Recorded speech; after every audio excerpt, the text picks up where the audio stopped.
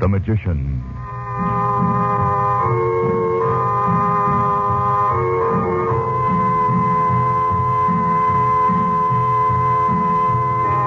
Good evening, ladies and gentlemen. The makers of White King Granulated Soap present for your enjoyment tonight and every weekday evening at this time, Chandu the Magician.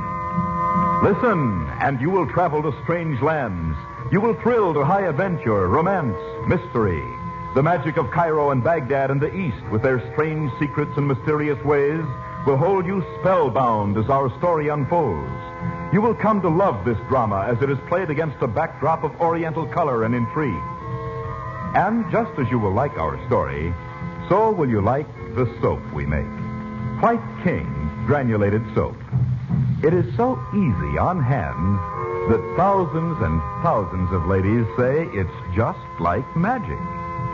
There are many tales told on the radio, but only one Chandu.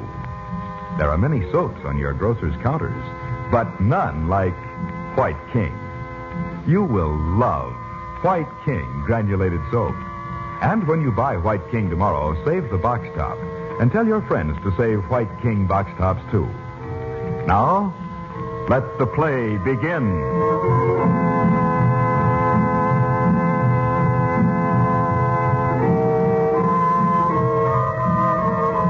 Betty Regent, tricked into going with Abdallah on a trip into the Sahara to look for her father, learns in Fayoum that the trip was planned only to divert Chandler's attention to a long search for her.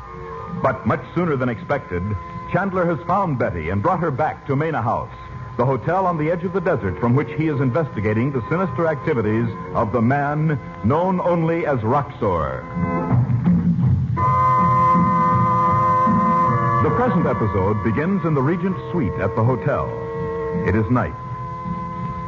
Chandu, the Magician. So then what, Betty? Well, that's all. I wasn't out of my room, not once. Didn't you see anyone but Abdallah and that woman? No, I didn't, Uncle Frank. Amina, her name was.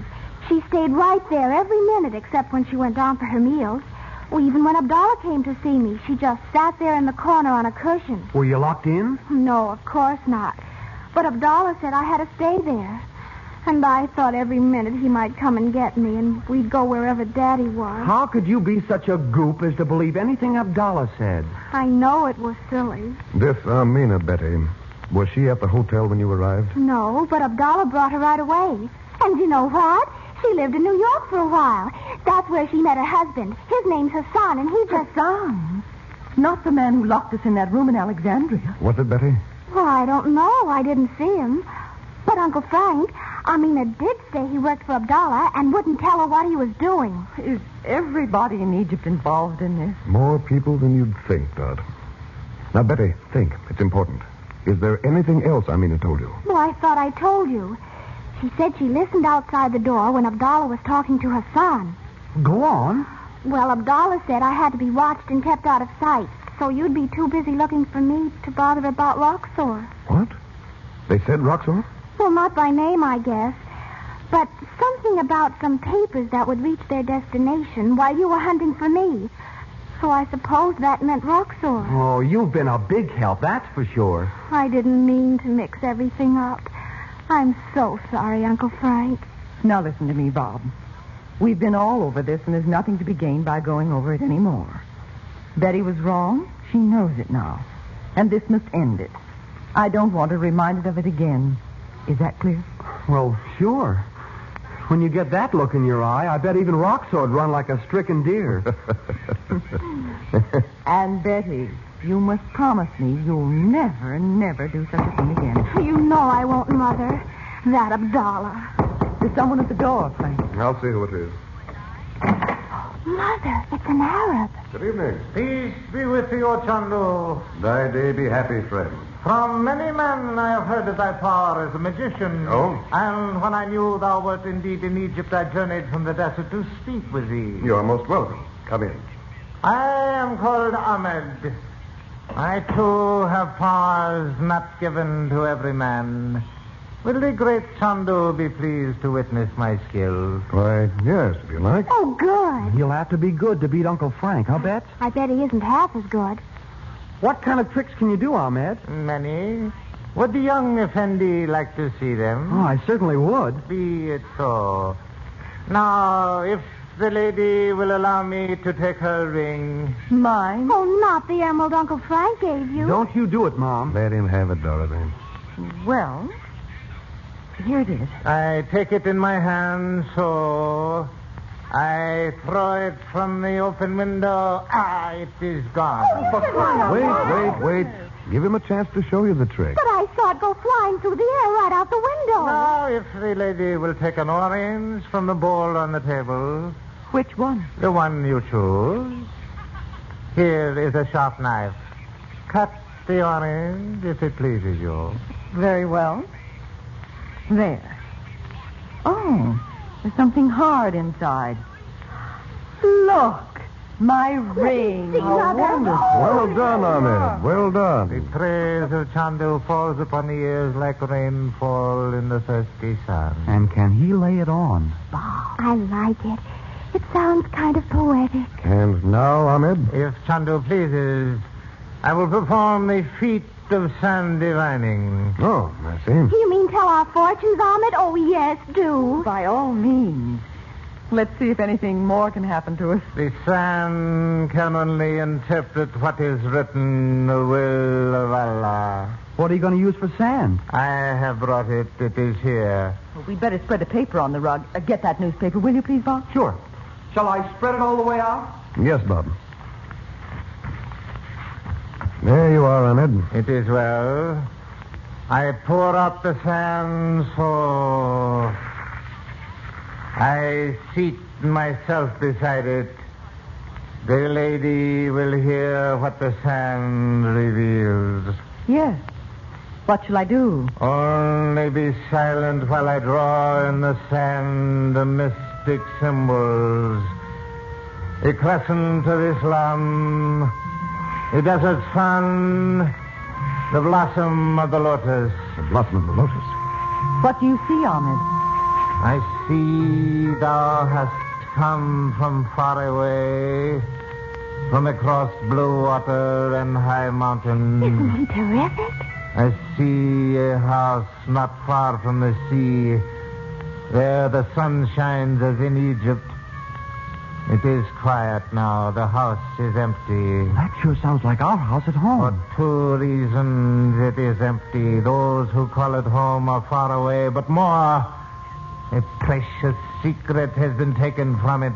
Frank, he's uncanny. Under the earth in this house is hidden in a room and guarded by the figure of a holy man. Dost thou understand this, O sister of Chandu? Indeed, I do. Can you tell me if I'm to find the one I came to Egypt to look for? I cannot see it clearly. Many times sand will not give up its secrets when the omens are not good. Oh, I see thee going into far countries seeking, but the end of thy search is concealed from me. Oh, isn't that just the most disappointing thing you ever heard? You sound like you believe that stuff. Well, you heard him describe our house. What about that? Oh, maybe he read Mother's mind. Telepathy or something. All right, if you want to be cynical. Well, just because I don't go overboard for all... Bob, Betty, don't.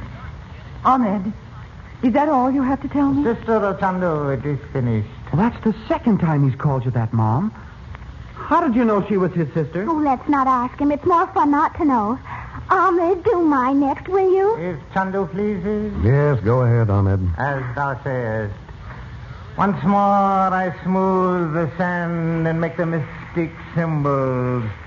A crescent of Islam, the desert sun, the blossom of the lotus. Why do you add the lotus blossom, Ahmed? It's not a flower of Egypt. Chandu knows the answer to his own question. You're right. I thought so when you began. I'll tell you, Betty. Ahmed will tell your fortune, and then I'll have mine told. Alone. Oh, now that's not fair if you hear ours. Oh, yes, it is. Well, if he tells you anything personal about the princess, you'll have to tell us. Every word, I promise you.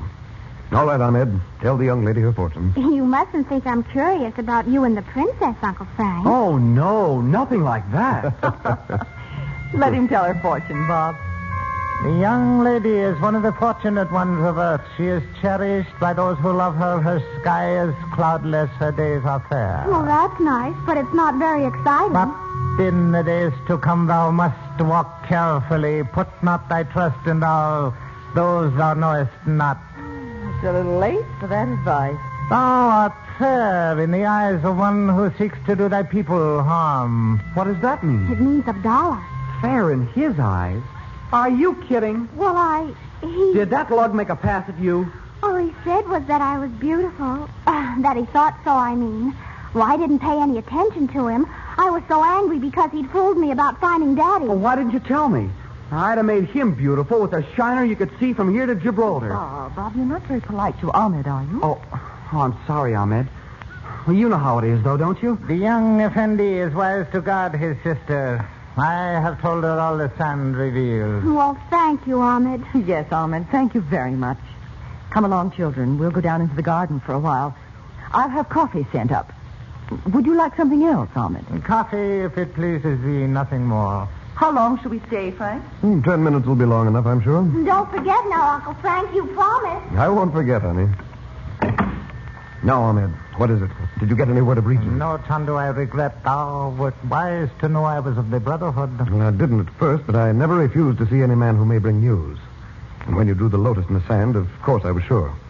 If you have no news of Regent, what message did you bring me? In Cairo, Yusuf gave me word to find a messenger who would seek to bring to Roxor the secrets stolen from my sister's house. Well, did you find him? If Roxor had not been in Egypt, I would have failed. But in Alexandria, I found him. Roxor? Oh, you mean the messenger. Good. Though he is a Mussulman, I found him drinking wine.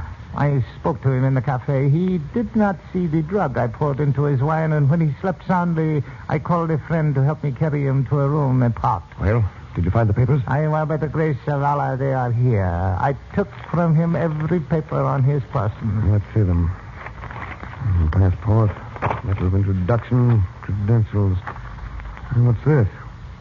Well, it's only a scrap, Ahmed. It may have no value. Well, do you read English? No, I regret.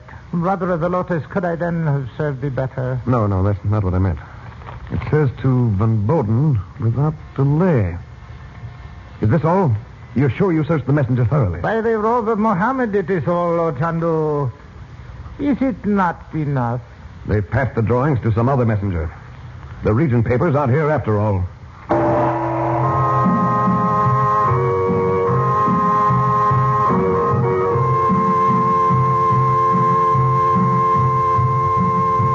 We pause before we say good evening to suggest that you and your family listen to Chandu every weekday evening at this time.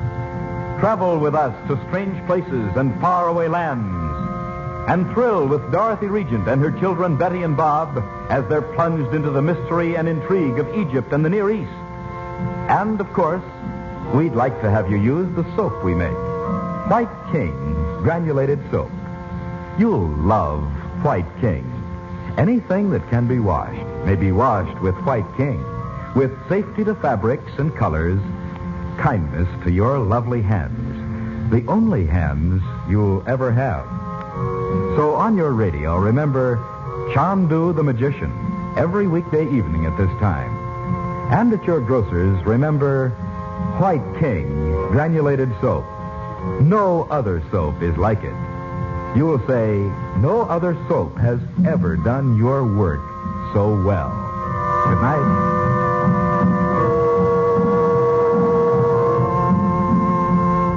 Chandu the Magician is presented for your enjoyment every weekday evening. Frank Chandler is played by Tom Collins. The makers of White King invite you to listen tomorrow at this time when the story resumes. Chandu the Magician. This is the Mutual Don Lee Broadcasting System.